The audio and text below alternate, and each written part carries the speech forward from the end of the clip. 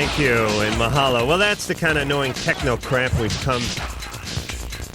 come to associate ourselves with. Associate you ourselves awake? here Are on you LoveLine. here? Yes, that's it. I just kick-started myself. And Mike the engineer, you are right. These headphones are screwed up. My $100 brand new Sony headphones are crackling in my ears we speak. But don't worry, I'm a pro.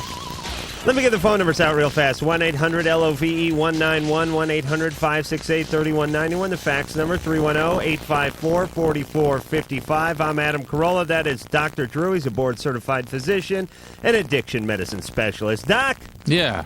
Good to see you today. Good to see you, too. I had to go home last night to a upset wife. Can you imagine that? Yeah. Yeah. And mostly it was about the fact that last night, if anybody was listening last night, Adam basically embarrassed my family in front of the nation. Now, well, let's be fair. It was more humiliating. All right, you humiliated me and my family in front of everybody. And not to mention my wife spent the whole day cooking for you and put on a nice spread and everything. But we had to hear about your pedophiliac tendencies and how that was stimulated by my kids running around without any clothes on. And how we'd become the poster children or the poster parents for how to prevent people from wanting to have kids. Yeah, it was like some kind of Swedish sex camp or something over there. Come on. I'm not going to go home again. I will. You want to bunk up with me, Drew? I may have to, or in my car. I can clear the beer cans you off. need to make some kind of apology so I can at least go home tonight. Was your wife really PO'd? Oh, yeah. Really? Yeah. Oh, yeah. What? I said the kids ran around nude. It was a little weird. That's all. What about the dinner? You didn't like the dinner? No, the dinner was fantastic. Drew's wife, like you mean Susan. Susan, this is only for you. You are a fantastic cook. I had gas all night, but that is a good thing. You know, in the Asian cultures, that's considered a sign of respect when you fart. That's good. On your Do me a favor. Don't respect me too much. On your host. But the food was fantastic. The conversation was great. They popped a bottle of Dom Perignon champagne, at least $90. That's wholesale. So, well, retail. But it was an enjoyable evening. I'm just saying the kids flying around on the trapeze nude was distracting. I'm not used to it. That's all. So it got so bad, I had to track down and tackle a couple of friends of mine who were psychiatrists and psychologists and make sure that it's okay for our kids to run around nude at the age of 3. And they said it was okay? Said, oh, no, we want you to shame your kids. Shame them about their bodies when they're 3 years old. What, are you crazy? I'm saying at least the thong back. That's all I'm saying. Something, Drew. All right. Anything but having those little buggers run around naked again. All right, here we go. Fine. I apologize, Suzanne. They're beautiful kids, and you're a beautiful mother. Bruce. Yeah, how you doing there? Hey, good. You're on LoveLine. Good. I guess first I wanted to say you guys are excellent. Thank you. Adam, you're just comedial genius. Oh, well, thank you very much. And you know, I did sort of forget something. Roxanne Pulitzer will be in here in a few minutes to discuss her book and her life and her divorce and many other things. So we can look forward to that. But I'm sorry, Bruce, go ahead. All right, this is a pretty detailed question. If you can keep me on, it'd be great because I'm on a time delay. I won't be able to hear it. Okay, Dr. Drew. Yeah. I'm a recovering addict and alcoholic. You're in recovery? Yes. All right. How many years? How long? Well, right now, 2 months. All right. Okay, but before I had about 2 years. How long did you relapse for? About 8 months on heroin. Okay. And cocaine. All right.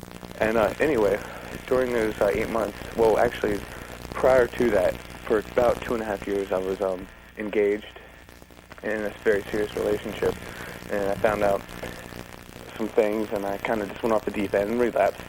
What did you find out? I had cancer. What kind of cancer? Cancer of the liver. From what? From basic abuse. No. From what? From scarring, basically scarring tissue. From cirrhosis? Yeah. Wow. Hey, Drew, let me ask something real fast here, Bruce. When one gets cancer of the liver, is it usually from some form of abuse? No. It is almost never. It's only unusually is it in fact cancer of the liver. Well, it's usually cancer from somewhere else that moves, that metastasizes to the liver. Right, because the liver's the filter. Right, and cancer of the liver, it can be caused by cirrhosis and chronic viral infections, things like that. But usually it takes decades for that to develop. Well, it's a lot of other complications, but that's not really the question. Are you okay? I mean, liver cancer is not a particularly treatable cancer. Well, worst comes to worst, I have to do a transplant. All right. After like seeing what my doctor goes through. So anyway, I relapsed when I was out kind of using for 8 months. Sure. And in the process, the last 2 months, I basically had lost my fiance and Right. everything. Sure. Well, I went into recovery, and it's a strong recovery now. And I got a call back from her, telling me that everything's all right. She's clean. She never used a day in her life. And my using was very secretive. Mm-hmm. Anyway, to make this very short, we got back together. Now, my problem is I don't know how to deal with her family yet on a basis. I don't know how she's going to deal because they knew what happened, and they kind of think I'm just like this kid with all these problems. Yet it's not just that. It's just like I'm in the strongest recovery I've ever felt, and I'm not adamant about staying sober. I mean, in the sense that I don't have to like do anything. I go to meetings all the time, but I don't know. Bruce? Yes. You're a good speaker. I think we've established that, and I think you're going to have to use some of those same communication skills on the folks. But now, don't get me wrong. You don't want to give them a whole big song and dance rap because that's what they're. Addicts. And I know a few. I just got a call from a friend of mine who's like relapsed at about 7 o'clock tonight, and they have the greatest raps in the world. Right. You know what I mean? They can talk their way in or out of anything. Right. So what I think you need to do is sort of lead by example. I mean, with the folks. Don't try to convince them all over one dinner. Well, exactly. Just I'm full of don't BS. Don't screw up. Yeah. Be mind your P's and Q's and let the daughter report back to them slowly, incrementally about how good you're doing. Walk the walk, don't worry about talking the talk, right? Exactly. But eventually, don't even worry about them, right? The prayer about changing the things you can change and not worrying about worry about your recovery. Focus on that relationship. Like Adam says, don't worry about talking or explaining. Don't even worry so much about what they think about you, because at this point that is not important. They will see how you live your life, and that will be much more important to them than anything you can say to them at this point in time. And wear a tremendous crucifix when you go over there. Parents like to see gaudy religious symbols. How do you know they don't want a big Star of David on there? A big high. All right, wear a big Star of David, depending on what their last name is. Jane. Yes. You're on LoveLine. Thank you. Hello, Dr. Drew. Hello, Adam. Hello. What's up? I have a question. Yeah. Okay, there's this guy that I'm interested in, and he has a girlfriend, and I knew this before we messed around, and it was cool that we messed around. It was, like, cool by him, too, and, I don't know, we didn't get very far, but that's why we stopped, because of his girlfriend. My point is... She was banging on the door, or he stopped you? No, he stopped. Okay, so he has, like, some scruple. So he has, like, a scruple. Okay. He'll fool around with you, but not go all the way. I guess. Okay. So, yeah. Anyway, we like talk and, see each other frequently. And I wanted to, ask, how could I bring up in conversation, since we haven't talked about this at all, that I want him to watch me and another girl. But not the girlfriend, obviously. No. Uh-huh. What are you guys going to be doing? Just like some yard work or something? Or you're actually going to have sex? Yeah. Yeah, you figure you're going to have to work that into the conversation so you don't affect his delicate sensibilities? I guess so. This guy's already screwing around on his girlfriend, and now you're leaving the swinger's door open? I mean, you're giving him the opportunity, which isn't even really technically cheating. Although it is in God's eyes, I'll tell you that right now. But, I mean, you're not physically having contact with the human. Who wouldn't want to watch that? Nobody wouldn't. Well, Charles Nelson Riley. There's a few other names who wouldn't want to watch. Possibly Mike the engineer. I haven't gotten a good beat on him yet. I've only worked with him for a few months. But the point is of course he's going to do this. You don't have to feed him a few beers and then slide this in the back door. You can just go out and rent out billboard space in front of his house. But we're not really addressing whether or not this is a good I'm thing. just saying, is it like a good thing? I mean, no. For Jane, this is a bad thing. Jane, no. Bad Jane. Bad Jane. Not a good thing, okay? See Jane have a lesbian experience. Yeah. I mean, it is more of a circus type really, of a kind of a chaotic sort of act that you're dragging this guy into. It's ridiculous. Jane, why are you screwing with this guy this way? He has a girlfriend, obviously has some feelings for this woman, or he wouldn't have stopped midway in your little hanky-panky the other night. Why are you trying to, why are you trying to knock him off his perch? You're trying to knock him off balance, Jane. Why? No, I'm not. Yes, you are. No, I'm not. You know he likes his girlfriend, right? I guess. But you know he's like a man, and he's weak. He's inherently flawed, like all men. Exactly. Am I right? Roxanne Pulitzer just pulled in here.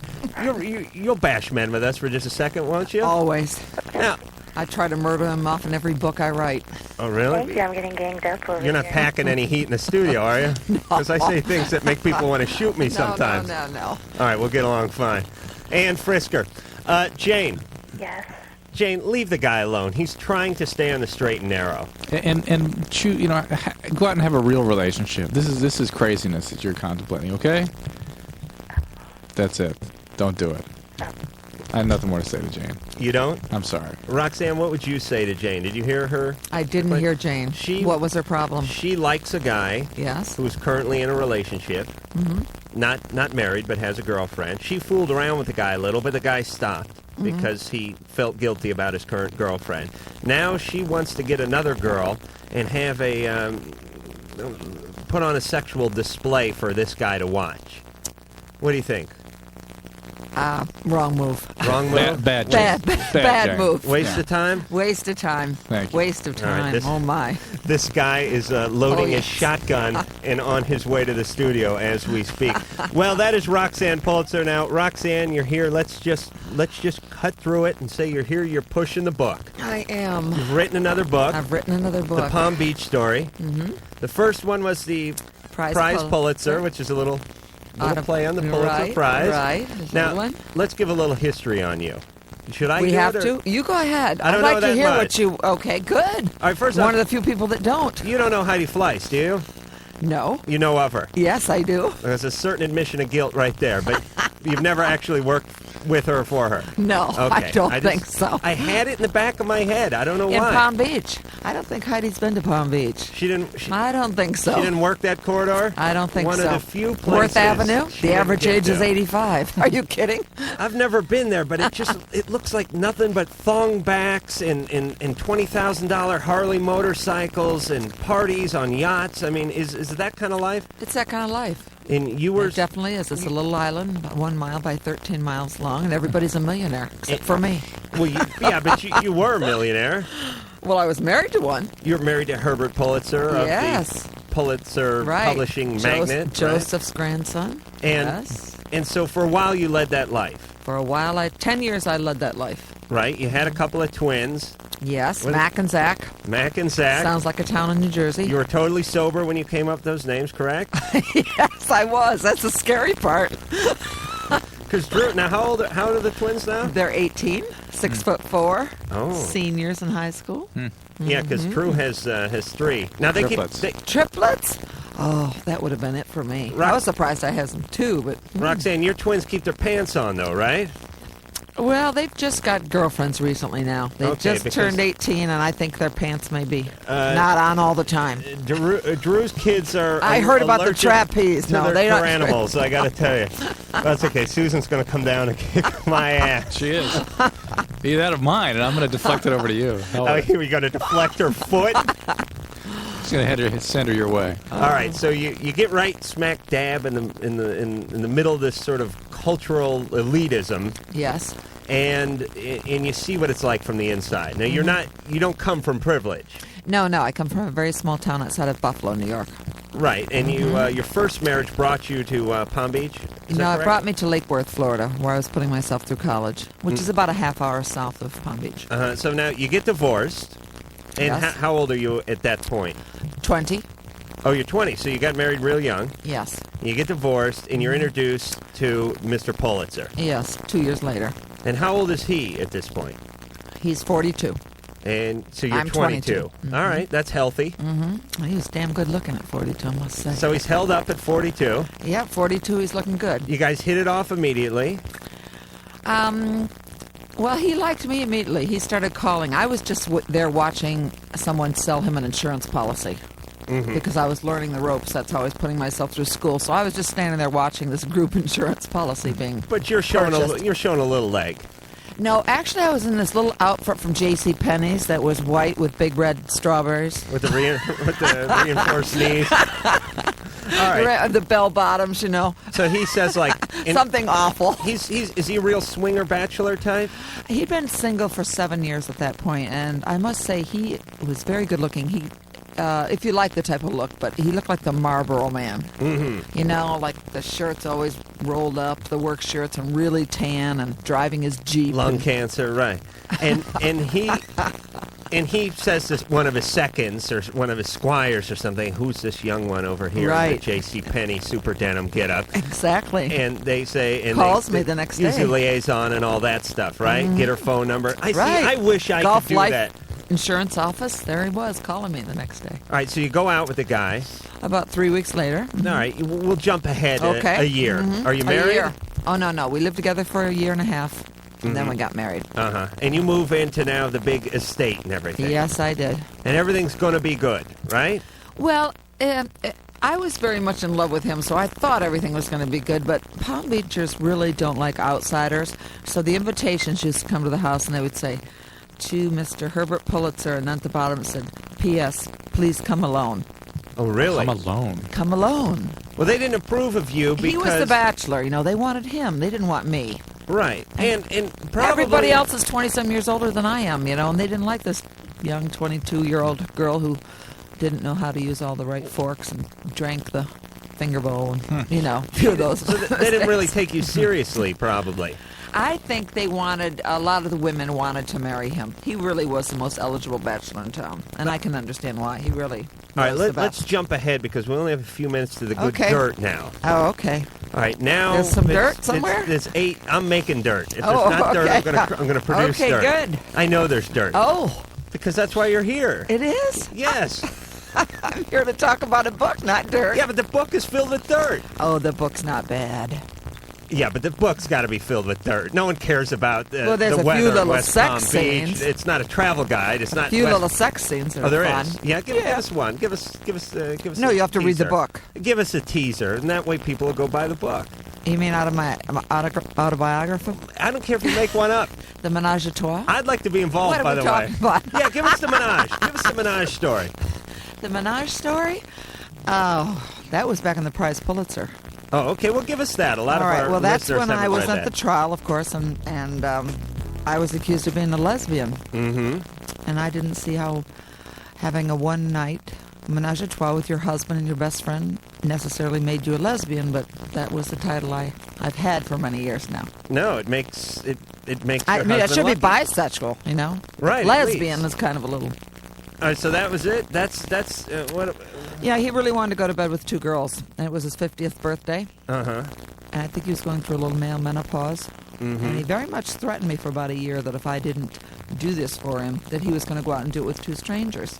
And I Okay. thought, this is going to be good because I've been with this man now for 7 years. He's going to go out and find these 2 great-looking girls, right? He'll never want to come home again. And I got very insecure, and I thought, well, I better be there because then you have a little bit more control. And then I thought, I don't want to bring a stranger because what if the stranger's better looking than I am? Here I am, had my twins, a little overweight.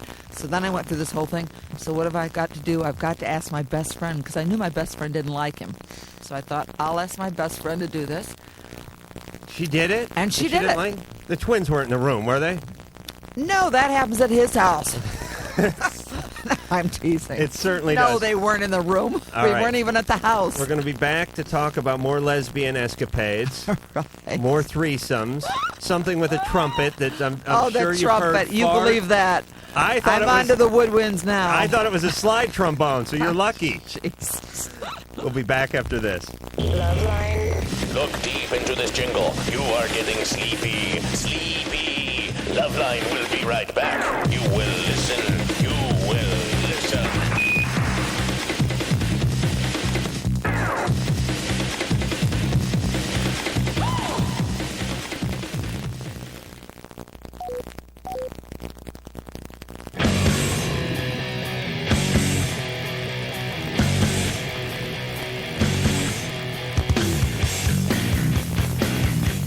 Hello, this is Jackie Mason.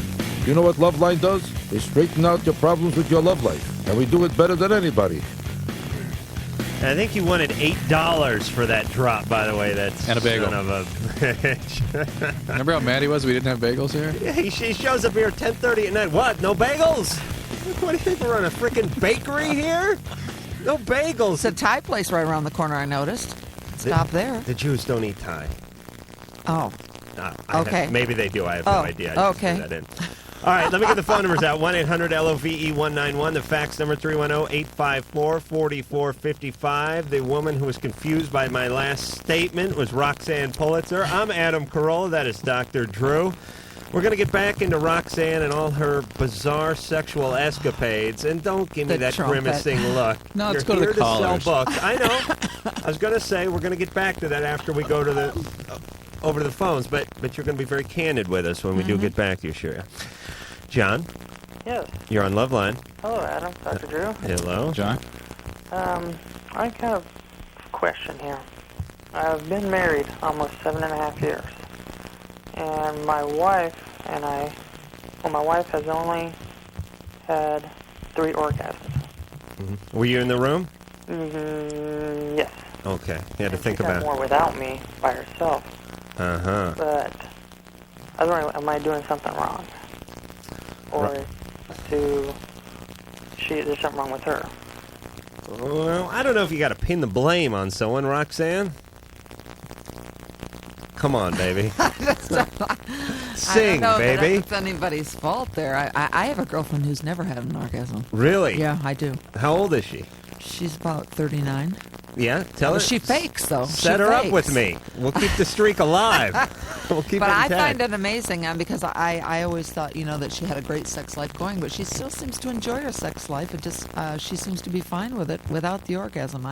Well, God bless her I think the for orgasms are faking. kind of fun, but she fakes it, Well, John, I guess she doesn't want to hurt her husband's feelings. We always get to this when as it pertains to men, but now I'll do it as it pertains to women. She does herself just fine, right? Mm-hmm. All right. Now, what you have to do is sort of mix yourself in to the equation.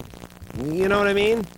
I mean, you may not technically be having sex with her when she's having the orgasm, but at least you can be in there, propping the pillow up and dabbing her forehead and, I don't know, maybe getting her a hot beverage or something. I mean, you could at least be part of it. You know what I'm saying? Uh-huh. You may not be the cracker, but you could be the dip. John, are you writing this down, John? No, not yet. I'm saying she has a technique, right? How about she just tell him what to do? Well, you could go that route, Drew, but How about vibrators? No, we don't have that. yeah, Hey, you should try one. you can go get them, It's not like they have to be willed to you. We thought about it. Girls like that. They do, don't they? Oh, yes. And yes. then he could He could operate the... and then Adam just they would noticed be that you were in the included. room here. when Yeah, he's doing- I did. Listen, hey, you have to get his attention. listen before you realize. listen to Roxanne and go get a vibrator. And don't get one of these ones, with the big loud packaging, the Gypsy Queen or the... No, just get a normal one. Just a normal one. yeah, just get a little $6 one, right? Yes. Like, you got one, little right? normal one. Yeah, you have one? About 25. 25? You got one in the glove box, one by the pool. Listen, I went for a year without going out with anybody, and I think it's far safer for a girl to have a vibrator than to go out there and have sex in this day and age. Oh, absolutely. Thank you very much. Absolutely. I love my Oh, really? vibrators. You do? Yes. Did you... Oh, there it is now. There it yeah. is. Now, do you travel with one? When I don't have my husband along, sure. How do you... Can you go right through the metal detector and everything, or do you have to declare There's that? only one embarrassing thing is when it goes off and it's in the bag, and the porter's carrying your bag, and they're wondering what that little buzzing is. The guy's It's fillings like out are of a coming out. movie. You can travel with them, of course you can. Now, you used a vibrator with the man, am I right? With and without. Right, But oh, I yeah, we think already for this established that, but- particular person, if this girl is only able to do something on her own, Right. a vibrator sometimes helps a female. But it's something that the man then could participate Right. with her that could maybe get them Right. on a little bit Let me... healthier road to their sex life is what I think. Roxanne, I'm going to explain the female vagina right now. And You are? Yes, I am. To because me? I have- yes, to you Thank and to all God. the listeners. Okay. It is not a lawn chair, meaning there's room for more than one in the vagina. You know what I mean? No. It is like a two-seater. I'm saying you Well, you're could talking have the about two different vibrator things. on one part, Oh. and you could have the guy doing his thing on the other part. You know what I mean? There's many parts Yes, of the but vagina. let's just start There's in the the southern beginning. part. Yes, but let's just go with just a little simple clitoral vibration with the man. Okay, I wish let's everyone not was get here to into see all this. You know. Okay. I mean, this man just needs to All right. gradually work up to something. Okay, here. start. All right. Let's not worry about the lawn chair. Okay, let's just do a cannonball. We don't need to do a half gainer or the double Right. twist. Let's just start easy here. All right, I'm with Little you. dip into the. David, Yeah. you ready to take a plunge into the crotch pool with us? Take a plunge. How you doing, Roxanne, Adam, Good. Fine. Drew? David? Look, I have a question. I'm on Prozac and Klonopin. Uh-huh. Prozac, it's 20 milligrams. Right. Klonopin is 0.5 milligrams. Mhm. And I'm wondering about the effects of drinking while on it. I mean, occasionally, and... You mean just a glass of wine or something? No, I mean... Are you alcoholic? No, I'm not. But if I go out and I have like 3 or 4 beers, Uh-huh. once or twice a well- week, is that going to affect... You should definitely not drive if you've done that. Yeah, I was... Klonopin with the alcohol can really sedate you a lot. Yeah. The Prozac and the alcohol, it's certainly not going to help the Prozac work. Okay, how about... There are reported cases in the psychiatric literature of people dying suddenly on the old tricyclic antidepressants when they Okay. drink. I've never heard of anything like that with Prozac. Okay. And if we're just talking about an ounce or two of alcohol, a couple of beers, a glass of wine, there really shouldn't be any problem with it other than you not operating any machinery. Okay, and well, one reason was I started about a month ago, and a week into it, I went to a party, and that night I didn't take the medication that day, but I did do cocaine that day, and then for some That's a reason, very different issue. yeah, Very different. and that's been an occasional thing. I've done it 3 times. in Don't my do time. that. Don't do left that. Excuse me. Don't do that. Okay. Okay. But that was my question, just as far as the biological effects, like how can it harm me if I do The drink? alcohol, the way we're describing it, it shouldn't be a big deal. All right, Dave. Good luck. Paul. Howdy. Howdy, you're on LoveLine. Drew, Adam, Roxanne. Oh, everybody's like, It's relevant. yeah. Okay, I wanted to know if, when administering oral sex to a female, if I have a piercing in my mouth, if that increases my chance for AIDS or other types of diseases. Your tongue or your lip? Well, it's like, it's the space below my lip and above my chin, but it goes in through like the back of my lip. There's no name for that part. Right here. Oh, okay. Your lip. It's your Yeah, lip. Right here. that's your lip. Yeah, right here. Roxanne, did Herbert ever have a piercing done in some way that would have pleasured you? No. No? No. He That didn't- wasn't but- a big thing back in the 70s. But he was a real rich guy. He could have had like one of his servants pierce and had him pleasure you. Joan, there's no one in Palm Beach except a few people with some in their ears. The piercing thing's not a big thing in Palm Beach at all. Oh, it's not? No. All I right. don't see that. Drew, what do you think? I think as long as it's healed and it's not rejecting, I don't think it would increase things substantially. I really don't. Right. Right on? Is that what he said? I guess what you Don't just... hang up on these guys. Well, how the hell do I know he's going to jump in with the right on? I mean, you were saying your thing. I was going, all right, you're right. No, you're right, Drew. I got to learn, but I You've have. been nice to me tonight because you pissed my wife off. It's true. She's going to kill me. Karen, Hey, how are you doing, guys? good. You're on LoveLine. Thanks.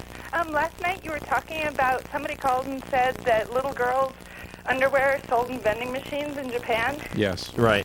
I spent a year in Japan going to school, and although I never saw little girls' underwear being sold in Japan, I would completely believe it. They've got a major Lolita complex going there. In the video store, in the X-rated section, they have an entire section labeled Lolita. Oh, really? Oh, my Little God. girls up in No.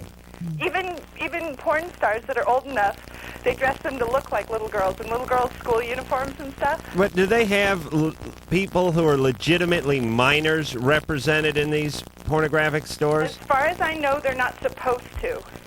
Right, but they do that thing where they take someone who looks pretty young, like yeah, Roxanne when she was 18, 19 years old, Just last year. put you in the pig. You still getting the pigtails and the Right. Catholic schoolgirl's uniform? Tend to You look could pull it think off. so. You could do it. Pardon me, Karen?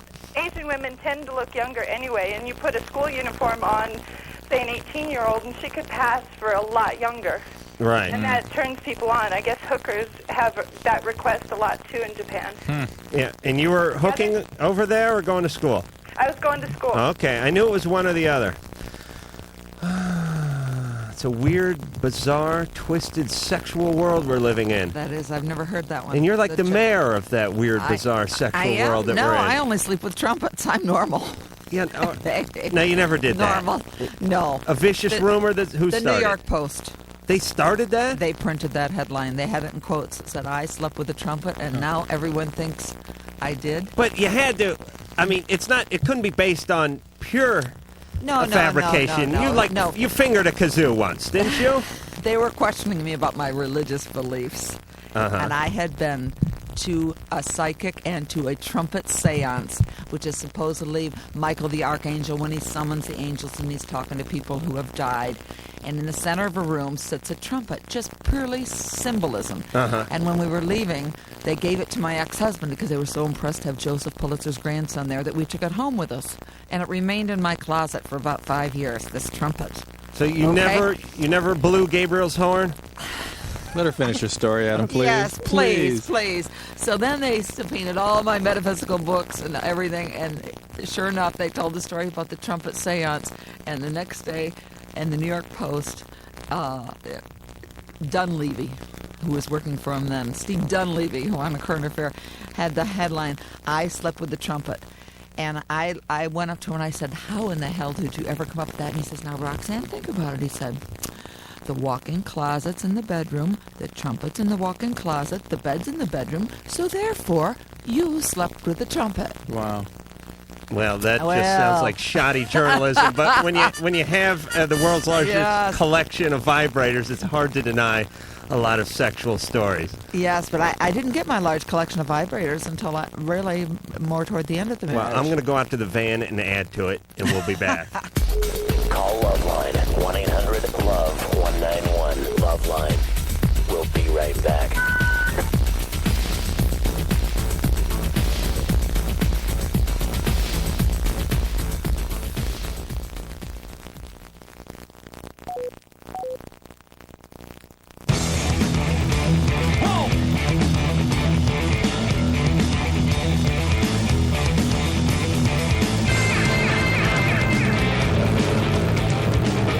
Well, that is more like it, sort of, although now I sound really weird. I got a new set of headphones and a new lease on live. What, you sound weird over there, Drew? I just don't like those headphones. They look weird, huh? Yeah. Oh, they make my nose look big, Roxanne? No, not at all. How about my penis? Huge. We found a new co-host. 1-800-LOVE-191, 1-800-568-3191, the fax number, 310-854-4455. That was Roxanne Pulitzer. You know her from her stormy life. The roller coaster life. She's written books about it. She's been in Playboy. Yes, with a trumpet. Yes, on the cover. Cover. Obviously, if you want to dispel a notion about having sex with an instrument, you do not take that instrument and pose with it on the cover of Playboy. I got so tired of being asked that I thought this would finally put it to rest. And so on the inside, I was in this king-size bed with the entire brass section. Oh, yeah. The tubas, the everything. And I thought nobody will ever ask me about instruments again. But that didn't work either. Now, what was that about? Was it 5 years ago? 86. Oh, it was that long ago? Hey, you held up good. Look at you. Yeah. I'm right up close. I mean, you're spitting on me and everything. And yeah, you look right, good. exactly. Drooling over here. Yeah, I got to dig that one out. You know, I have a whole archival Playboy thing. Do? Yes, just go down to I have remember the Batman series where they go for the bat poles and the bookshelf opens up and they pull the head of Lenin back and flip it. That whole thing is just filled with pornography when I get to the bottom. Yeah, we don't go anywhere and then I have to shimmy back up the pole. And it's oftentimes slick. Oh, dear. Melissa. Oh, hi, guys. Okay, well, last Tuesday night at work, right after LoveLine, I was changing an oil drum, and when I went out and took the empty container to the storage area, as I was going back inside, I heard some noises behind the storage area, so I went to check it out, and what was back there was my two supervisors. Okay, their names are Tim and Chuck, and Tim was bent over with Chuck behind him, and they both had their pants down. So I immediately turned around and went back in and went right to work. And they came in later and everything, but nothing was ever said or anything. Uh-huh. And then the next day when I went into work, to pick up my paycheck like I normally would. There was a bloody hook hanging off of Chuck's van. No. No, I got laid off, though, and then I never saw him again after that. So, all those years of education, all the degrees. Yeah, I don't know. I don't know what's up with those guys. Well, wait a minute. What the hell kind of job you got where you're moving a 50-gallon oil drum in the middle of the night in the first place? Well, we process gears and parts for like typewriters and stuff. Okay. And so I was impregnating stuff, and you have to like refill the oil. And so when you're done with your oil, you like take the empty. She somehow worked oil and impregnation into the same sentence, but it's not a turn on. Why is that? I think it's funny that they had girls impregnating myself, but no. Yeah, Drew's. All right, I'm not getting to Drew's wife. But I just thought it was really weird because that Gonna happened. kill me. And then I went into work the next day and I got laid off, and I was the only person that got laid off. All right, now Drew had he does this thing where he holds his hand out and he does this sort of back and forth motion, which means could be bogus. Drew, what's your take on this? Could be bogus. No. Not even. How long ago did this happen? Pardon? How long ago did this happen? This was last Tuesday. Two problems I have with this. A, you're a little too anxious to tell us the names of these people. And B, I would think that somebody who'd just been laid off and had witnessed something like this and been maybe disappointed by some people they knew who may or may not have been friends of yours would have some emotional content to the story. I mean, I get nothing. Yeah. I get nothing. You're like Ted Bundy. Your voice does not crack at all. You have a strange consistency to it. And you want to tell us their names. And that's always a giveaway. Well, maybe she wants to get back at him. Yeah. Roxanne, what do you think? Because they're probably listening right now. Yeah. Roxanne I find Pulitzer? this Come on, you know very everything hard about to weird believe sex. this whole thing. You're not believing it? No. And why? And they didn't see you coming anyway, did they? No, because it's outside and it's like around the corner and there's like some loud machinery out there and electrical boxes and stuff. So why did they fire you if they didn't see you? Well, I don't know. I just got laid off the Wait a next minute. day. It wasn't even by one of them. It was by their superior. All right, so it just could have been serendipity that you got laid off the day after the sodomy incident. Yeah, I just thought it was, pretty ironic that it happened together. Well, it's all unfortunate. It's unfortunate that you walked into it. It's unfortunate you got laid off. And whether or not they're related, we probably will never know. Yeah, and it may be ironic, but it may not be a conspiracy. I had enough of her. I didn't believe that. Well, I sort of did. Maybe. All right. It's not important. What can we do about it? We're moving on. We're getting on with our lives. Right, Roxanne? Yes. All right, very good. Next oil drum story. Andy. Hi. Hey, you're on LoveLine. Hi. Hi. No, I have this total problem. Uh-huh. Okay, I went to a party Saturday night with a best friend of mine who is homosexual. Mm-hmm. And at the party was this guy that I've been dating for about 6 months. It was a male? The friend was a male or female? Male. And we were in the kitchen, me and this guy I've been dating, and we were kissing, and my male friend, who is gay, walked up behind me and started kissing this guy I was dating. While you were kissing him? Right. You mean like a three-way tongue thing? No. He, got somehow into the little combination there. Well, yeah, but you were kissing the guy. Right. And he came up on him. They're both taller than I am, okay? Oh, sounds like one of your parties, Roxanne. Yeah, so they just sort of moved up to the fifth floor and left you down on the fourth diddling yourself, right? Right. And they're doing this, and I'm standing in between them, like in between their bodies. Uh-huh. Did you get fired the next day? No, I didn't get fired the Okay. next day. That's the same guys? No, but this is, oh, God. I don't know. It How long did that go on blew me for? away. It really blew me How away. long did that go on for? Oh, good 2-3 minutes. I mean, they weren't just pecking. They were kissing. And it stopped because you stopped them? It stopped because I stormed off. And how? Well, you don't know that it stopped then. What happened Well, no. next? The guy that I was dating followed me out into the garage and asked me what my problem was. Imagine that. What did you say? I told him that I would a total problem with it, if he would have told me this, like when I first met him, that he was into this or whatever. And so what did he say to that? And he said that I was into myself and that I'm an immature little brat and that I'm not secure with my own sexuality. Wait. Wow, this is good. That's crap. The best defense is a good offense. Right, it's Instead projection of cowering and and being blaming. apologetic, hey, Yeah. I was drunk, baby, it's never Yeah. going to happen again. He got right on the offense. I like this guy's style. No, that's terribly defensive. He's in the posture. Navy. Yeah. Oh, yeah, he's trying to pull rank. Yeah. It's sort of alcoholics. Anyway, A so lot of that. Can't they throw you out for these things, or is it did Clinton I don't petition know. sufficiently No, for but this?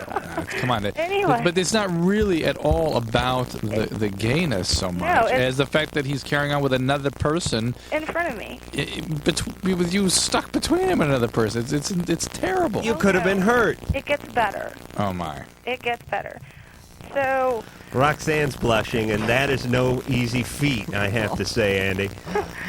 Oh, dear. I was playing pool with somebody else, and the guy that I was seeing came back into the living room, and he was like laying down on the futon, and he says, "Come over here, I want to talk to you." And so I went and sat by his head, and I was sitting there and talking to him, and I was like, and he's like, "I'm really sorry, didn't mean it. You know, I do things like this when I'm drunk." Yeah, that's what I was gonna say. But what did I just say? That's what I just said. What? Well, The drunk thing. But I said that alcoholics do a lot of that kind of blaming, Well, defensive stuff. My friend comes up behind me and sits down, and I didn't really know what was going on until the guy that I'm seeing is like shutting his eyes and having a really great time. I look behind me. Oh no! And he is having oral sex with this guy. My friend. My friend is doing this. Oh, wait a minute. Your friend is doing this. Your gay friend is doing this to your guy you're dating. Right, and I'm sitting like right in front of this guy, like near his head, and my friend's behind me. All right. Well, you just ended 2 relationships. Yeah. Yeah. These people do not think crap of you, as far as I'm concerned. That's how I felt. Yeah. You know, I have seen a lot of stuff in my time, and I used to think that nothing could shock me, and nothing, you know, would just blow me away and push me teetering over the edge. But that in itself, right there. But it's just so disrespectful to you. It is, and then he has this conversation with me telling me, well, that's not the first time it's happened. Well, that's nothing to do All with right. it. That's nothing to do with it. It's the fact that it's this display in your presence. I mean, it's one thing if you come back to you and said, you know, I'm carrying on an affair with another person, but how? All right. No empathy for He you is whatsoever. crying out for help. No, he's not. Help me, I need a penis. Help me, I'm gay. That is his cry. He does not have the guts to break up with you, and he's just going to put on this bizarre display so that you break up with him. That's what he is saying. He would never have done this twice and expected to maintain the relationship. Am I right, Roxanne? I'm amazed that after the kissing incident, this all happened in the same night? Yes. Yeah, I mean, I'd have been, like, gone out the house, out the door. Right, you I would've- wouldn't have waited to sit around for the sofa thing. Yeah, you would have got your Gosh. trumpet and come running back in. That's right. He wanted you to break up with him. Yes, He I did think not so. have the guts to do it. He is probably gayer than he is heterosexual. I think and he- it's I- and you just christened him like the Queen Mary that he is. You just bang right on the bow of the ship, and he went sliding into gayport. I hope it is that simple, but I think it's something far worse than that, frankly, because this is both these gentlemen, I think, have no ability to acknowledge or empathize with other people's feelings, and that's a far more serious kind of pathology than just struggling with one's own sexual identity. Joe. Hello. Hello, Joe. You're on LoveLine. Hi, Adam. Hi, Drew. Hey, Joe. Hi, Roxanne Pulitzer. Yes. Okay. My question is, Big fan. I was Yes. Probably at a doesn't party read. a while back, Yeah. and I did a nitrous balloon, Mm-hmm. and I was wondering what kind of effects those have on you after. For the most part, nothing, Joe. However, here's my concern. A, you're administering general anesthesia And none of Doc's buddies are getting paid. in your friend's living room, and people can have cardiac rhythm disturbances, can die suddenly, you can fall on your face and bust yourself up, you can have breathing problems, but for the most part, people don't do that, but it can happen. That the regular use of this stuff is associated sometimes with a psychotic illness where you get kind of nuts, and that can be sort of a protracted state of mind. And there's a more serious and sort of devastating complication that sometimes occur where you get this ascending neuropathy, where you lose the motor function slowly in your limbs, and finally you can't breathe and have to be on a breathing But machine. Drew, you got a 15-second buzz. Yeah, isn't that nice? Come on now. Wonderful. Get your priorities straight. This, for those of you who are confused, and unfortunately, dentist thing? most of our listeners aren't confused. Okay. Yeah, it's nitrous oxide, right? It comes as a propellant, and you buy it. Well, I don't want to give too much away, but actually they keep it locked up in now like cooking supply stores and stuff. There's You got lots to of show different some ways. ID, Lots and of you ways. put it into like one of those 5 and 9 punching bag balloons, and it fills up about the size of a small beach ball, and then you. I mean, you know an I've never done awful lot about yeah, this. this friend of mine was really into this And they stuff in float high around. school, I've and, seen those and in that's South why he Beach. didn't graduate. But he got his GED, man, and he went on to Valley College, and now he's a popular host. Yeah, we'll be back. You should call LoveLine. 1-800-LOVE-191. Hello, LoveLine. LoveLine will be right back.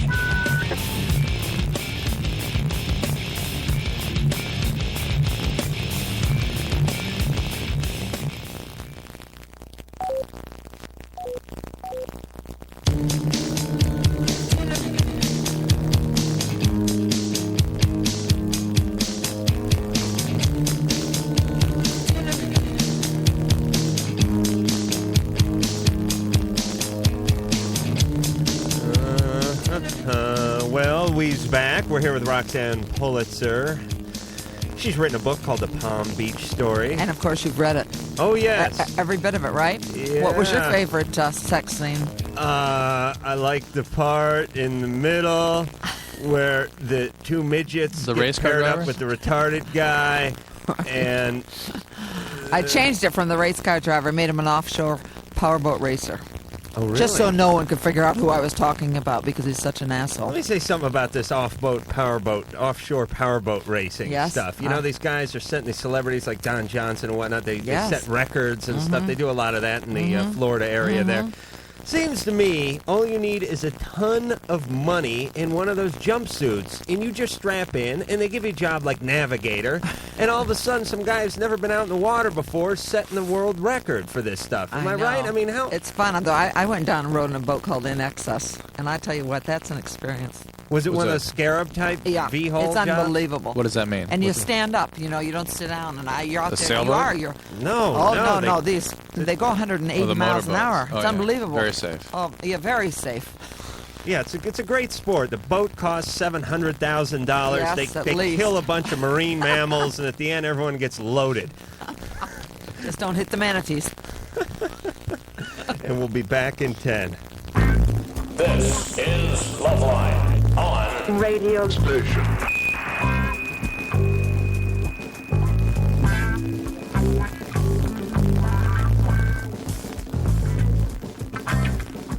Those boats are always flying off the water into the audiences and things. Oh, yeah. Thousands of people get killed, but yet they continue. No, what happens is they destruct the people that are on it. Princess Stephanie's of Monaco or Caroline's whatever. husband. Carolina. Her husband or Yes. fiance or Right. whatever was killed Husband. in one of these things. You just can't. You can only go so fast on the water. I think it's like 40 knots or something. Yeah. You don't want to go 200 miles an hour on Right, the water. right. You know, in the drag boats, the guys actually wear parachutes. Now, that is a scary thought. They have drag boat racing. Yeah. They put the parachute not on the boat, on the guy. So if the boat takes off, Because these things are like these blown hydroplaning pickle fork things, and they go and they flip. They go like 130, and they flip over, and the guy's got to pull it. forget it. Yeah, not for me. All right. We're going to go back to the phones, and then we're going to get back to Roxanne. We're going to talk about the Palm Beach story. We're going to talk about this NBC movie of the week that was made about Me. you. Yeah. When's that coming out? China Phillips played me. I never looked better. Oh, really? Yeah. I'm going to be starting the Bert Convy story coming up, I too. know. Bert, we hardly knew you. All right, we're going to get to all that, but first, we're going to get back to the phones. Frank, Yo, you're on LoveLine. what's up, Adam, Dr. Drew, Roxanne? Hello. Hey. My question is more for Dr. Drew. All All right, go ahead. right, I'm 27 years old. Yeah.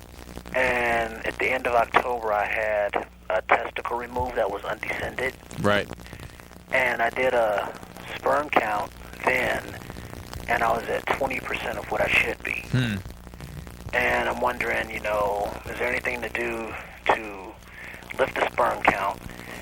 And also, on a related note, when I have sex and I ejaculate, I stay hard and just keep going. And does this have anything to do with that? Relax, Roxanne. This guy's a problem now. No, it has nothing to do with that. Number one. Number two, having the low sperm count doesn't, to my speculation, have anything necessarily directly to do with the single testicle. I mean, usually a single testicle should be able to compensate fine and give you a normal sperm count. Let me explain the testicle, Frank.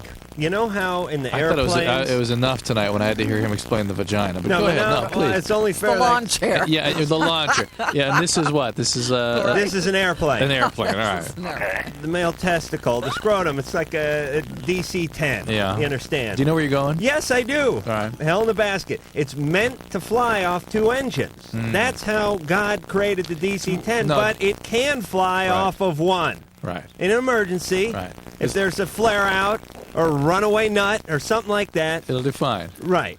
Yeah. Okay, Drew? But Are we satisfied? That was good. Yeah, but because you have just one engine left, if anything be the slightest bit wrong with that engine, the plane could start to go down, lose altitude. Right. You got to Right. check the oil pressure So you gauge gotta on that one engine constantly. That engine needs to be checked. There are lots of sort of mechanical things that can go on there that can affect your sperm count. So why would my propeller keep rising after I'm on That's fine. That has to do with the trim. That It's has a to do- good lawn chair. That's the age of the plane.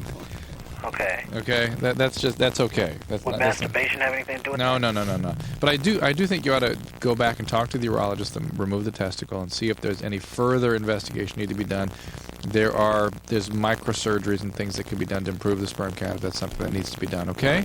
Also, you could have really a medical endocrinologic evaluation just to make sure there's nothing else there. Frank? Yeah. You handle your baggage quite often? 4 or 5 times a day. Yeah, I had a feeling.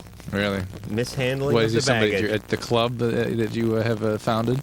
Well, you know how you can sniff out the alcoholics? Yeah. I know the chronic masturbators. Indeed you do. How do you figure that out? You know, I'm part of Can you explain that to me for my next book? I'm part of a fraternity, an elite You are? fraternity. Oh. Yeah, you know So it's a certain age group? How old are you? I'm 31. It's like 31. an animal Oh. kingdom. You know how Animal kingdom. You know You know what I mean? They know. See, I know. I'm gonna include you in my next book. You know the You're women good. that are packing vibrators, right? Yeah. You know. All right. Those are the women over 40. Mike. Hello, Adam, Dr. Drew, Roxanne. Hello. Yes, I have a problem, and I was wondering if maybe you can give me any suggestions or, give me any answers. It's very embarrassing for me. I go out with my friends sometimes, and, all it takes for me is to see one real good-looking girl. And, it really doesn't take that much for me to get an erection. And sometimes, right then and there, it's really embarrassing. And, all of a sudden it'll just be sticking out. And, you can't really just put your hand over yourself. And How I can, fake it. unfortunately. I can hide it with chapstick in the right place. Maybe you won't be in my next book. No, it'd be a very small chapter, baby. Mike, how old are you? 19. 19. 19-year-old can get an erection at an autopsy. Yeah, I'm pretty... You really can. I mean, if I'm 31, I thumb through the sports section, see the Vegas ad in the back of the paper. I got a hard on for a day. Can you strap it down? I don't know. Strap it to the leg like Ruby Rose used to do. What are you doing? Wearing cycling shorts everywhere? Wear a pair of freaking No, jeans. it's just pants, it just...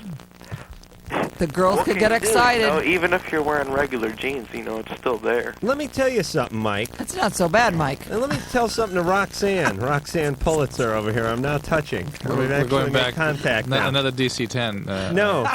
Into the lawn chair. Drew, something you'll be interested in. Oh, I'm sure. Let me tell you how I can't wait. how the female mind works. Oh, yeah. Oh, yes. I don't see producer Ann, but if she's around, she can jump in on this one if she's within the sound of my voice.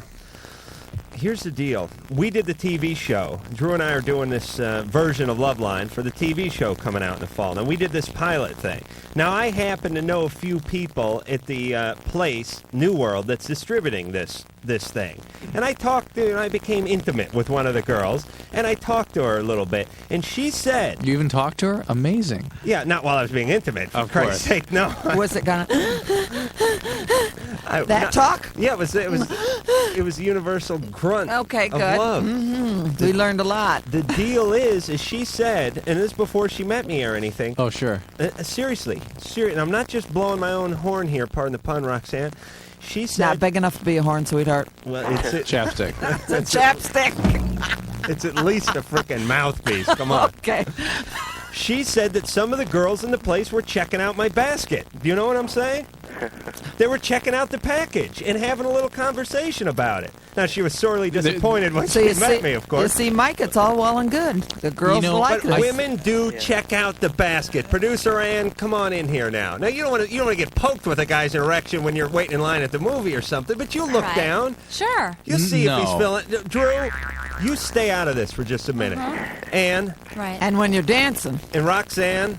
Now, women try to be mature, and women say sizes matter and all that stuff, and that's fine, but you're sexual beings, too, God bless you. And you look down and you check it out. If you're not good at oral sex, size does matter. Yeah, with the clothes on. Especially if a guy is sitting, especially in jeans, you can tell. Sitting in jeans. Yeah, it's just Hold on, Mike. We were wearing jeans for the pilot, and I was sitting the whole time. The actual video the part. The actual video is what they were looking at. I'm looking under the table here. You want to take a quick peek? Oh, I'm done. Jeans. We're going to need a wet nap in here, Ann. I had a little mishap. Maybe I just need to wear bigger jeans. Let me give you a few dollars, Roxanne, please. Stuff Please, like it's this my makes pleasure. me sick. All right, Mike. Yeah.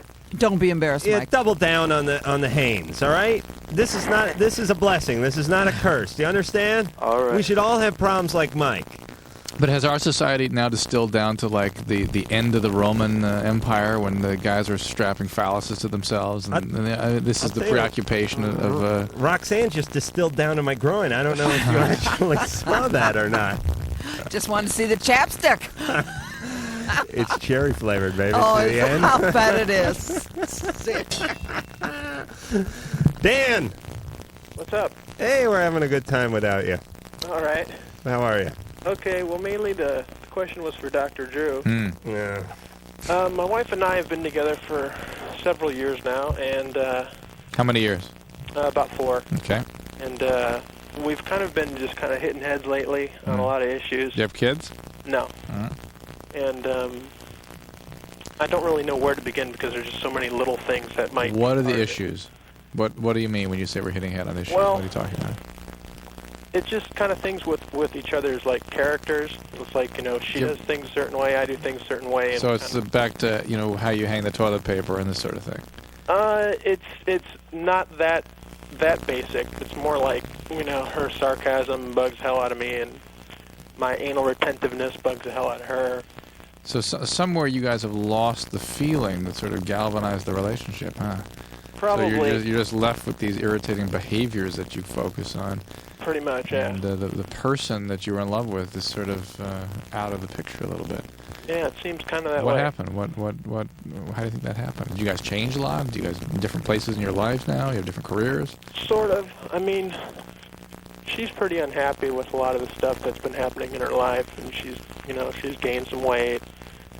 And, we've kind of... She's not real happy with where she's at as far as where we're living. She doesn't really like the state. So she blames you for that? Well, I don't know if she necessarily blames me, but, I mean, it's like we tried to like set a time to, maybe move or something like that. And I guess it was really hard for me to just know when a good time would be. And I kind of said, well, maybe after this year we'll move, and one thing led to another. It didn't happen. The job didn't come through like it was supposed to, blah, blah, blah. And right, so I guess she kind of harbors some ill feelings. Dan, Earth to Dan.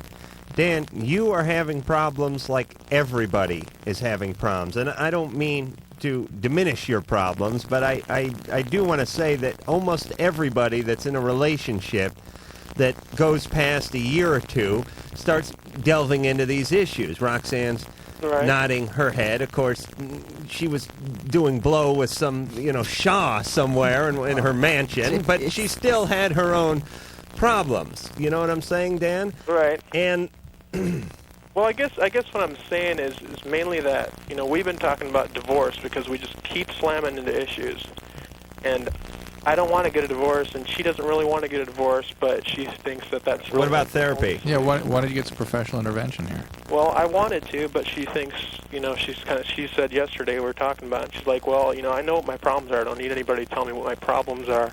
Well, this is not about her problems, then. This is about the relationship problems, which is something that exists between you, outside of both of you. Certainly involves both of you, but you need somebody to work on the relationship. And you need to decide, first of all, whether you really want to live up to the commitment of the marriage. I mean, it sounds like she's ambivalent even about that. And if she's having those kinds of resentments and really wants out, then it's natural enough that you'd be having a lot of conflict. Yeah, and sometimes relationships are like, I'll tell you what relationships are like. Sure. No, seriously. No, but listen, hear me out. Parachute on it. No, this isn't better than the DC-10 one. This is better than all of them. Roxanne, you're gonna ruin a pair of panties when you hear about this one. Yeah, I don't have any on. Oh, seriously? Seriously. All right. Okay. Because you're paying for the seat. If you screw that, that's Okay. Westwood One. Don't worry, the jeans. We'll split the difference. Okay. All right, here's the deal. Sometimes the man is like the baking soda. Fine, benign, no problem with the baking soda. You put it in the refrigerator, it freshens things up, you brush your teeth with it. The woman could be like vinegar. You make douche out of it, they make salad dressing out of it. It's a good household cleaner, streakless on the mirrors, everything's fine. But you mix them together, there's a chemical reaction. Now, you couldn't blame the vinegar. Right. It's all the vinegar's fault. No, it's not. It's all the baking soda's fault. No. It's when you come together, Right. this chemical reaction happens. Right. So you need to take this chemical reaction to a third party. And look at it. Right. Yes, which would be like Tupperware or something off the top of my head. Or maybe not Tupperware, but some other household cleaner. The point is, let them decide. Right. Work on it with what to add them. to it and change it. So how do you go about telling somebody who's, kind of from the school that no therapies for loonies and... Dan, you tell her that you love her and you want this marriage to survive, and that's the way to increase the probability that you're going to get through this and have a healthy relationship. Otherwise, it sounds like this thing is destined for demise. All right, now Roxanne Pulitzer is going to be leaving us in about 5 minutes. You're devastated, aren't you? I really am. I I'm can going. tell. No, I'm going with you. Oh, okay, good. We're going on some I'm sort just of. going to leave the doctor here. That'd be okay, actually. That'd be all right. It's all right. Maybe the listeners may not like it too much, but it sounds good to me. We're gonna hawk that ring ears, get a scarab boat, and do the offshore powerboat tour. And we're going to kick that Don With the Johnson's ass. I'll tell you that with the Okay, chapstick with the waving in the chapstick. wind, baby. The cherry flavored. Good. Now let's talk about the TV movie's coming out. The TV movie's already been out. Oh, it's been out. Yes. It was That tremendously China successful. Phil- I saw very, it. I loved it. You did not see it. Okay, you're right. It's very successful. China Phillips was in it. Yes. And Perry King and Courtney Cox. Oh, Perry King. Well, he's been busy. He was on that show like Sand Beach or something from, what the hell was that detective show? Anyway, you got to be, you're a very attractive woman, but still it's nice they got China Phillips to Yes. play you because I'll you tell you don't what. do better than that. And Courtney Cox played Jackie Kimberly, my best friend. Oh, really? Yeah. Was that the threesome thing? That was it. I got to say now. You're ready to go to Palm Beach now, I aren't bet you? your ex just freaking bolted the door and whacked himself a new man. He whacked a kiddie pool full of sperm watching that thing because there he was watching China and watching Courtney and knowing that the sap in there was him. Who was like Roddy McDowell or something? Who was the guy who was in between? Or was that Perry King? Perry King. Oh! Could you imagine? You know he had This is too much for the He had doctor. 3 He can VCRs just shake cranked his up head. that night. All right, so the movie... I got all right, therapy, don't you worry. That's out. All right, the Palm Beach Story book is out or it's coming out? It's out. It's been out for 3 weeks It's now. doing real well. It's doing real well. Isn't that a pathetic indictment of the American What do you mean? It's a murder mystery with a lot of romance and sex. It's fun. Yeah, but people... It's got a girl on the front. Have you seen the book? No. The girl... Really? You haven't seen Is that you? Yes. It is showing You haven't some? seen... Well, you are set up there. Now, is that Oh, real? my No, those aren't real. They're very real. Are they? The only thing I had my eyes done Oh, last okay. year. Well, that's okay. That doesn't make you a criminal. Out here. How old are you? You mind me asking? 45. You look great. Thank you. Your hard living has not caught up to you yet. Yours has. Talking about the Just teasing. Easy, Just baby. I'll teasing. toss you out of here 2 minutes early, so help me. What? All right, so you did the whole Playboy thing. Yes. All right. Oh, here's something I want to talk about real fast. Mm-hmm. You came out with a series of videos on divorce. How to screw up a relationship, or are these actual tutorial type things? No, not pictorial things. There was for women how to prepare. For instance, I didn't have my own credit cards. I didn't, just things that you should do. I didn't interview lawyers, just all the simple steps that people should really know about. You walked and that was back in the 80s. I walked in blind. You I'll walked tell into you. this I couldn't even get a penny's charge card, and I'd been married for 10 years. But because I'd never had a checking account, never a credit card. I hadn't worked. You got screwed in the divorce? I didn't get anything. You didn't get anything? I got my clothes. I had to be out of my house in 10 days. Not a fun thing. You should, but you had clothes like Imelda Marcos has shoes, right? I mean, you had to have like 4 Well, I had to moving sell vans. them all because I went through 4 appeals and $400,000. Yeah, you should have So got I had married. to work. Everyone, I come went to back. California and get married. Because let me tell you, Don't go to Florida. No, let me tell you how Finally, the California judge works. died, though. Sure, you had him killed. You put a contract on. I would You have could liked have to. married this magnate here and taken him for half of everything after being married to him for 6 months and going into him like Ellie Mae with a rope for a belt, and you could have walked out with millions of dollars. That's the beauty of California. Well, in Florida, it's the redneck state. And let me tell you, God the bless men, 'em. the men. The men are men and the women are poor. That's right. But they swing like medallions. They do? Yes, Or they do. chapsticks. Oh, come on, threesomes. Well, I don't know how many women I They can pump fit on them one up of my down there. chapsticks. Gonna ask Dr. Dre about that. Dr. Dre, I like that new title. All right, well, we'd love to get into all sorts of bizarre sexual talk with you. I think we did a pretty good job of scratching the surface. We did. I've been in therapy. I'm healthy now. Oh, you certainly are. It's time to double down, baby. Twice a week, and I mean that as a friend. The Palm Beach story. I want everyone to go out and get this book. Yes. There's weird pictures in it. Of course. Roxanne showing I'm a on the little front. cleavage. I'm on the back. Oh, yeah, Cleavage, the front. Uh-huh. It's unbelievable. All right, so it's worth the $25 just for that. Exactly. I'll wait till it comes out on paperback. They won't be as big then. We want to thank you. You were a Thank great you. guest, and we'll be back in a minute. Hello, this is my dog. His name's Dave. Sit, stay, roll over, roll, no, Dave, no. LoveLine will be right back. Stay.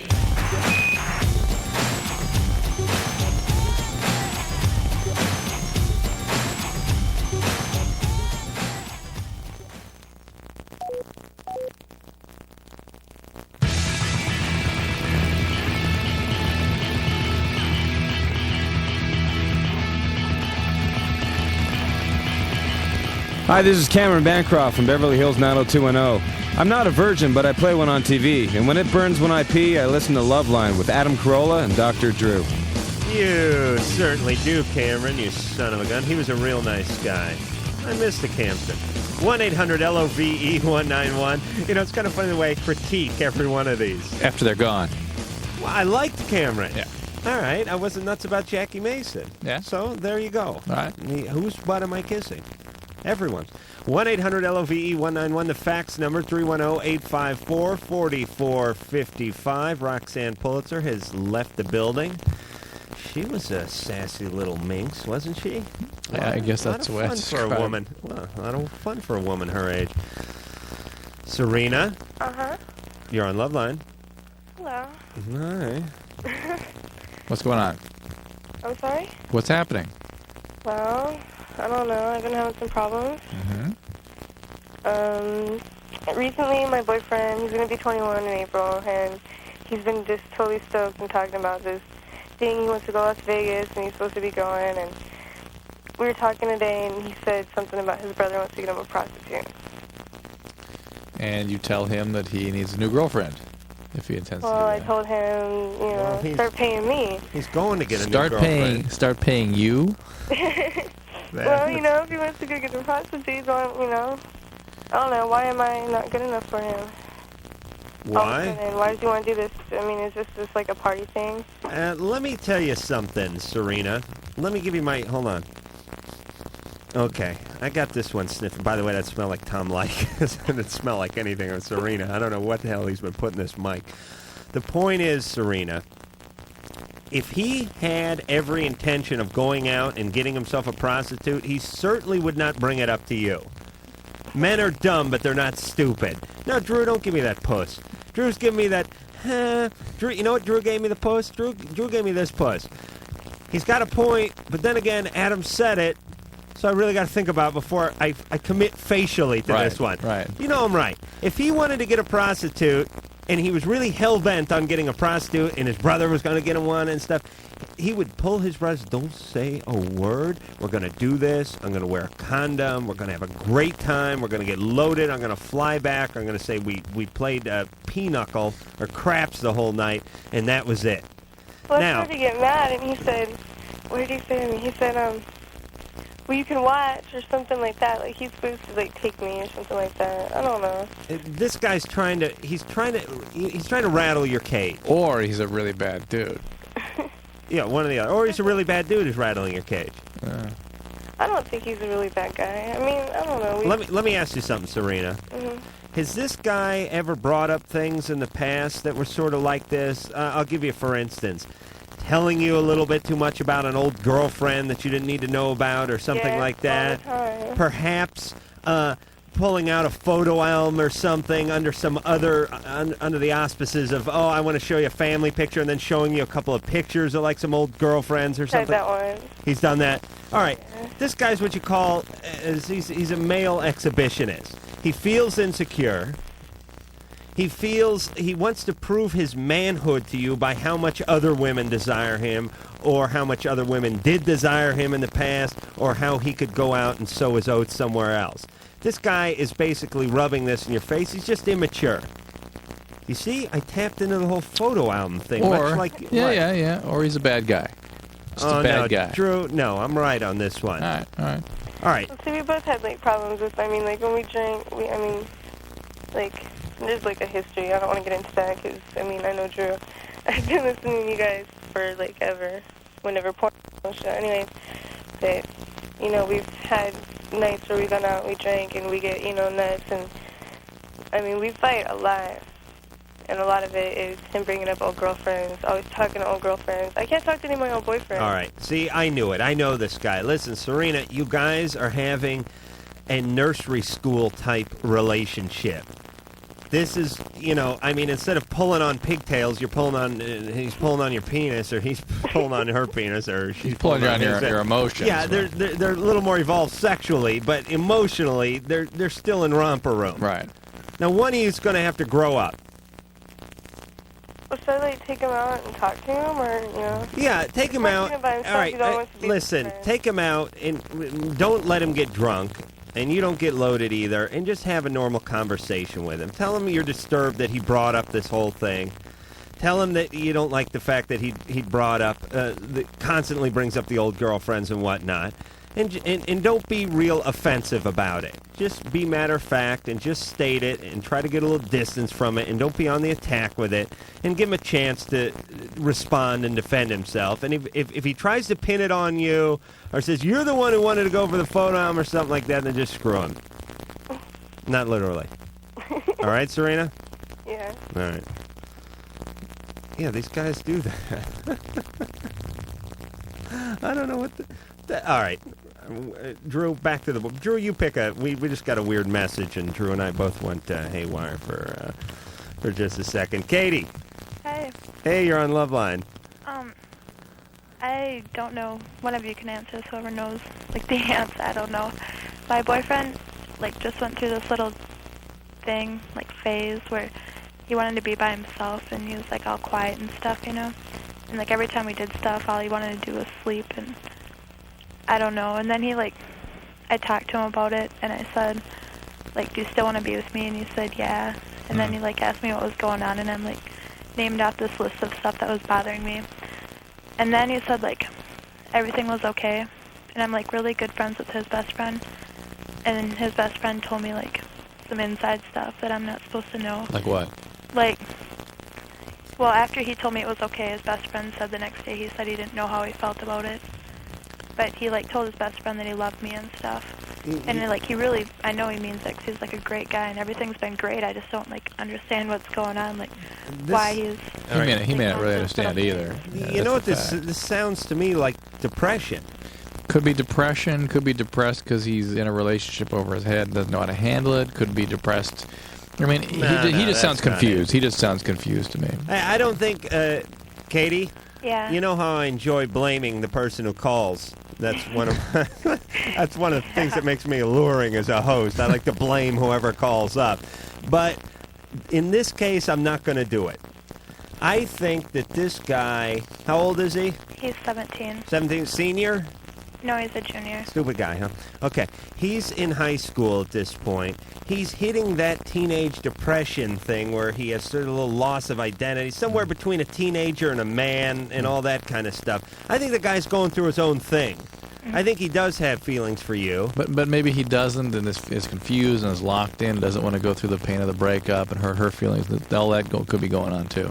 So what should I do? Because like right now I like hesitate before I even hug him or call him. Yeah, I want to crowd him.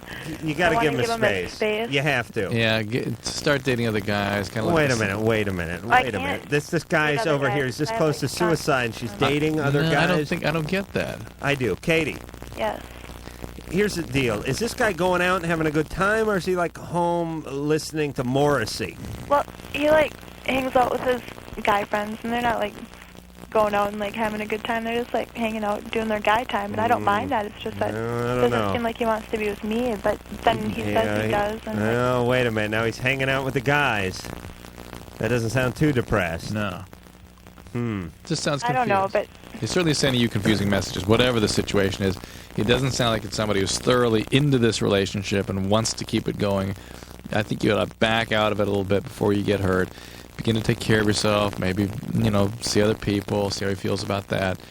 If he's relieved, you have your answer. Yeah. So give him the space. Give him the exit door. Well, yeah, the exit door? Show him the exit. Show him the exit? Yeah, if he wants. Or just get out of the way the exit door. Offer the exit, right. Wait a minute, so here's the exit? Here's the exit if you wish. Okay, what do you think? But don't start a fire in the theater. But he sounds so ambivalent. He sounds like somebody who's going to no, everything's fine, because he can't stand the loss of the relationship. He needs to get off the pond. Well, we were talking about this last night. Sometimes the best and hardest course of action is the non-action. Yeah. It's not going over. It's not writing a letter. Right. It's not writing a song. Right. It's not talking to his friend and her friend to his friend with their friends. It's just staying back. It's just backing off and waiting a couple of weeks. And when you're 16, 2 weeks is like 2 Olympic years. Right. I mean, it really is. Right. I mean, now we have stuff. See, here's the thing: when you get older, you have stuff like tax time. And you have stuff like, I got to go get the prostate checked when I'm 32. And you have all this stuff that comes up around the corner. Yeah, like Mike over there, the retard, holding the 2 fingers up over there for the break. But the point is you have all these things, and they just come flying up. Yeah, so fast.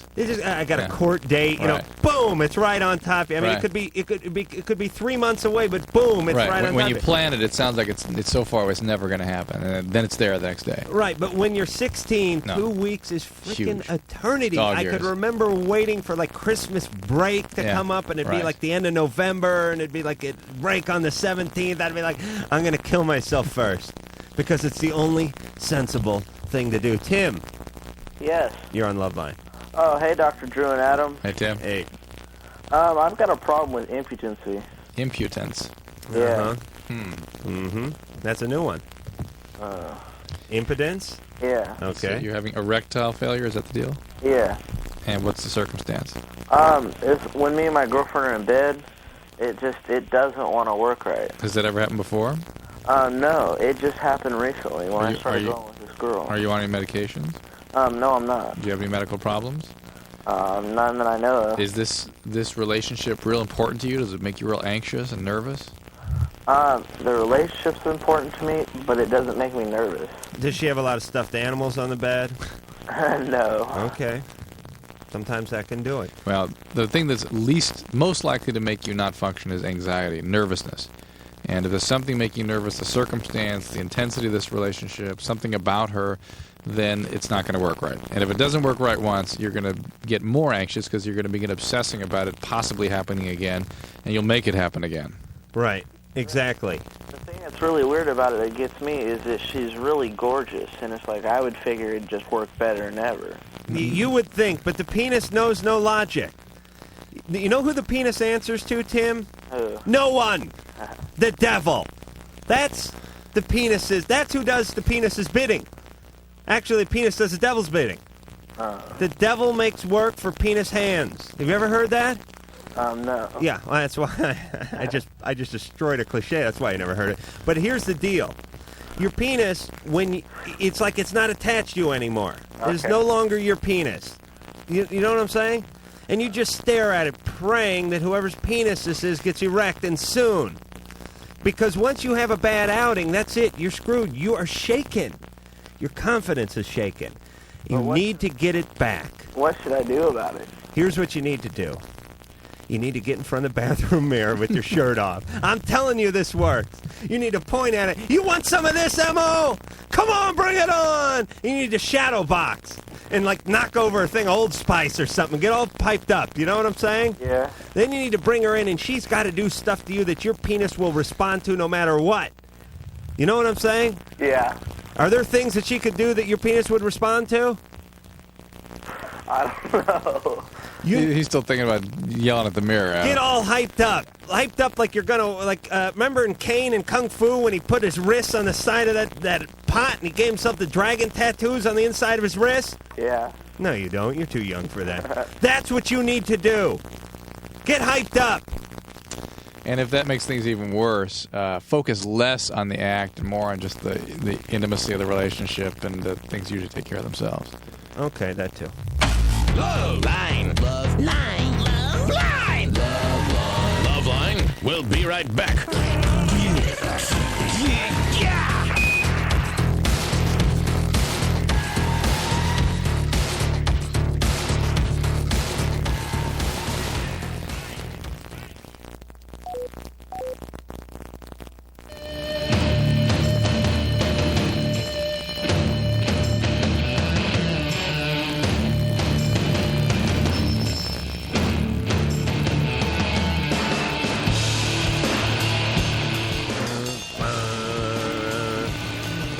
This is LoveLine. That is Dr. Drew. He's a board-certified physician, addiction medicine specialist, and a popcorn-eating mofo. I'm Adam Carolla.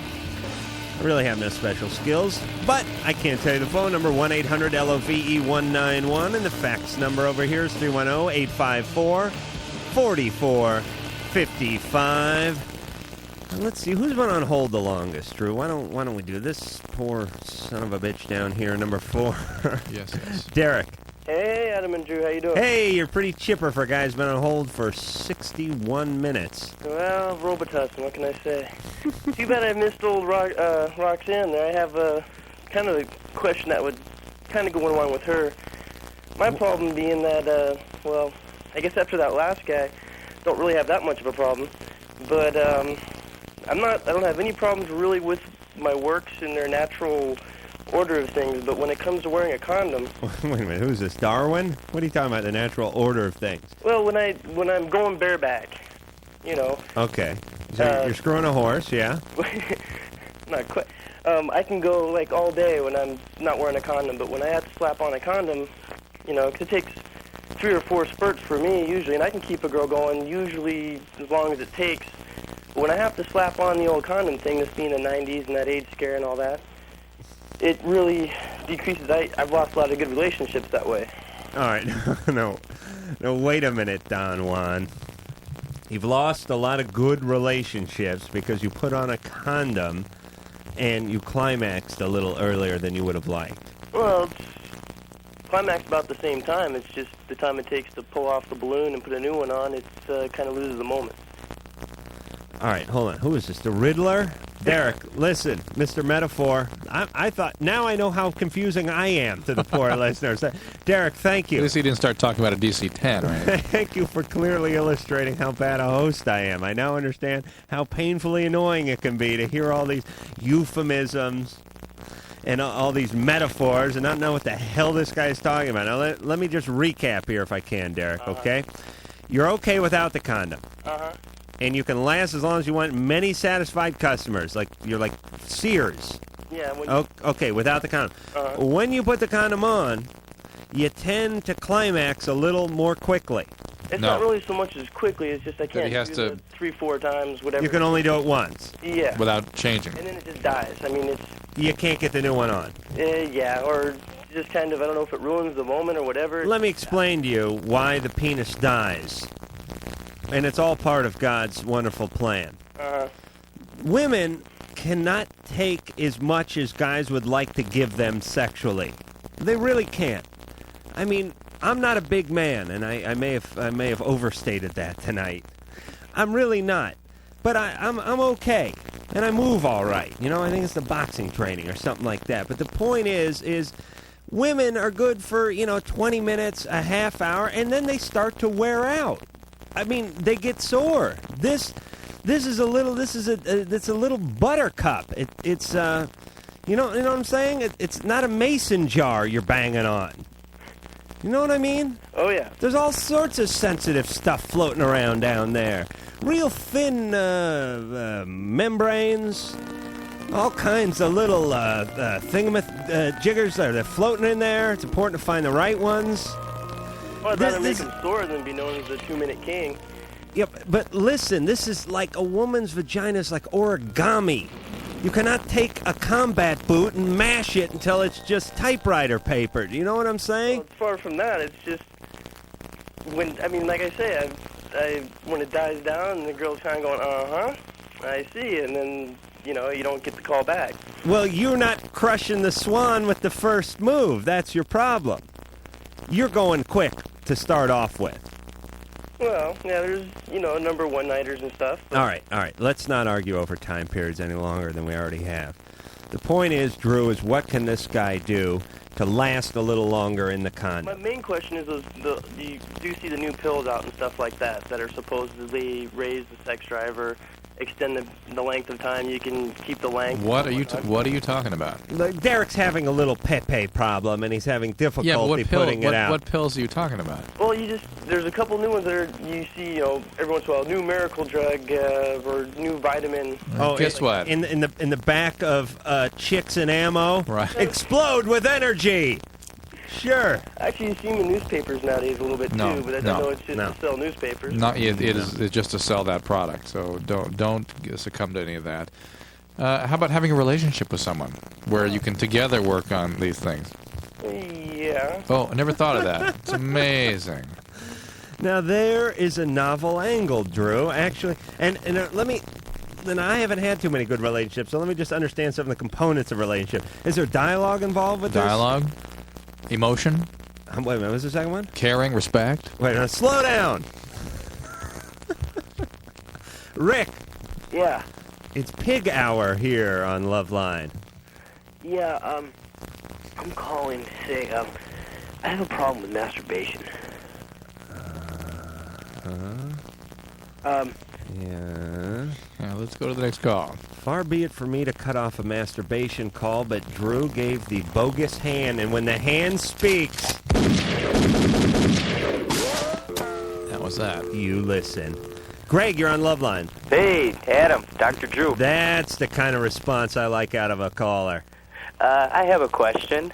Canker sore is a form of herpes simplex 1, right? Unless Drew has one, in which case it's just a little canker. Okay, if you have one and you perform oral sex on a woman and then have sexual intercourse with her without a condom, what is the probability of passing it on to her and then her passing it back to Greg, did she have a cut that you could have rubbed some of your own feces in while you're at it? No, I don't believe so. For Christ's sake, Greg. Well, I think the point is, and what you have to understand is that many of those viruses are potentially transmittable from the mouth to the vaginal area. Okay. And, an outbreak really needs to occur before it could be transmitted again, genital to genital. It couldn't all happen in the same evening. Not likely anyway. I can't imagine it would happen that way. Okay. Drew, did they pay you enough not to eat popcorn while you're answering calls? You didn't hear that. I can see it in the side of your mouth. You're like Alvin, the chipmunk. Poor Drew had to stuff his popcorn off to the side of his mouth like he was dipping corn. Add to the challenge, that's all. No, that's not me. Who's? No, Mike's screwing with you now. Yeah. I answered the question, Right. did I not? I guess you did. You need to understand those are transmissible viruses potentially, and you have to be very careful if you have one. Okay? Okay. All right. All right. Good luck to you there, Greg. I can do that myself, Mike. Yeah, Mike, we don't need you for that. Grant. Adam, Dr. Drew. Hey. How are you, gentlemen? Good. Adam, first of all, you are the master of metaphors. I just want to tell you that. Oh, thank you. Yeah, we had a guy vying for my crown a few minutes ago. You can't take the title. No way. Thank you very much. Grant. Okay, I'm having a reciprocation problem here. Mm-hmm. I got a new girlfriend, maybe about a month, and whereas I'll perform an oral homage, a little cunnilingus, she does not respond with the fellatio. And I always thought cunnilingus, which I like. The colonel, I always felt that it was an unwritten rule, reciprocation. Well, ideally, and we are. I mean, there is the sex is no problem. We are having that. Mm-hmm. But there's none of the other. I'm hitting home runs, but I'm not hitting any doubles or triples. You are not vying for the analogy crown either, my friend. Well, okay. Listen, here's what's going on, and I've said this before. Sex has to be a mutual thing. This disgusts me, but I'll do it for 10 minutes. That repulses you, but you dig in for 8 minutes, and everyone's happy. Mm-hmm. That's the way sex is. Do you people hear me out there? Listen, guys don't necessarily enjoy putting their face down there. They really don't. Some do. No. But some don't. I have no problem with it. But the point is you do. And because you do, they do. And because they do, you do. And that is the voodoo that you both do. Mm-hmm. Do you understand? So, what can I do? Because I mentioned it to her, and she's like, "Oh, well, that turns me off. Don't tell me what to do. I'll do it when I want." Before I answer this, let me say one more thing. A lot of women out there, and men too, but mostly women. I only said in men too. I don't actually believe it. I just don't want to get in too much trouble. They believe they're doing a guy a favor just by showing up and getting nude. Do you know what I'm saying? Yeah, I hear you. And that's the way we've structured it in society a lot of the times. I mean, the guy is happy. I mean, that's where the whole prostitution thing comes in. We're going to pay you. You just get nude and have sex with us. You don't have to pretend like you like it. You don't have to do anything. Here's 50, blow me. That's our society. I mean, I was talking to you, Grant. Okay. No, I'm kidding. Okay. What I was saying is a lot of women just think they have to show up. And that's fine for the first 100, 150 times you have sex with them. But eventually, it has to be a mutual gratification thing. Right. Now, you don't argue with her, and don't grab her by the ears and try to force her on like a snow cap or something. You tell her, listen, I really enjoy this. You don't even know how much I enjoy it. You know when you see dogs in the park rolling around on their back? Right. That's how much I enjoy a blowjob. You know what I'm saying? You know when you see the wonder and amazement in a kid's eyes when he sees a clown making a schnauzer out of balloons? That's how much I love a blowjob. You know what I'm saying? Mm-hmm. Do you know the sense of pride that comes to a veteran when he sees the Blue Angels strafe an air show? That is the kind of pride I feel about a blowjob. Do you know what I'm saying, Grant? Yeah, I think I do, but I don't know. I think there's just a communication problem here. Oh, okay. I don't know. Well, if you can't talk, you can't talk. Well. Meanwhile, halfway across the city, in a small fish market in Chinatown. Excuse me, could I get some fish? In the meantime, LoveLine will be right back.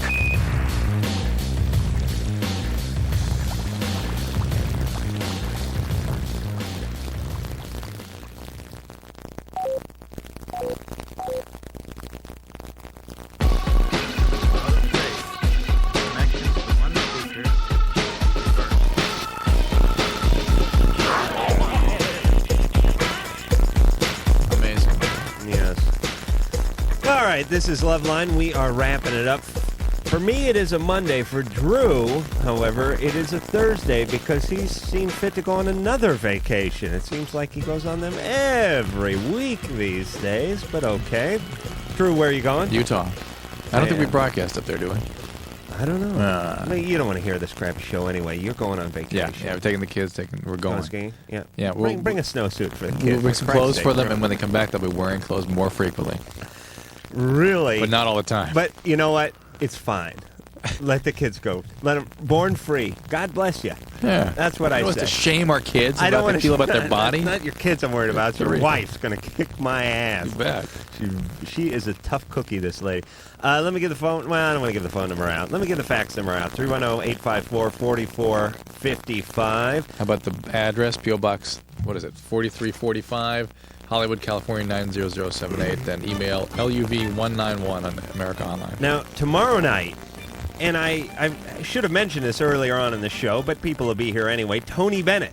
That's great. The legendary Tony Bennett will be here, and you will be gone. I will be gone until Sunday. And Dr. Bruce will be here. And then Mark, and then your grandmother. Oh, yes. Do not miss Thursday night show when I lock antlers with my own blood.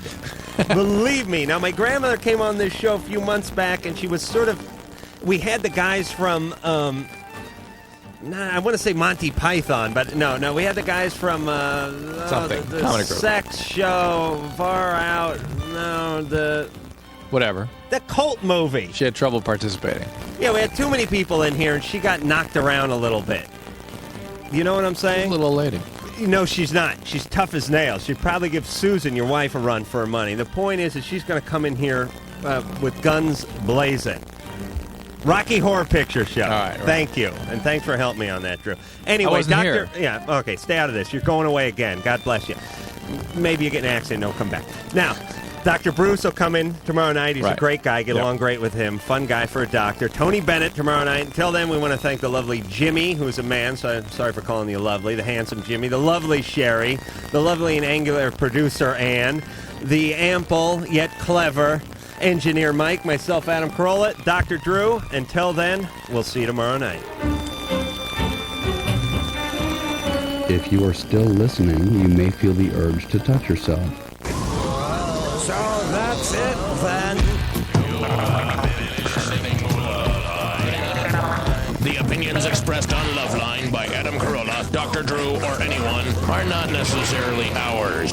Be happy. Be happy. Happy, happy, happy. LoveLine's producer is Ann Wilkins.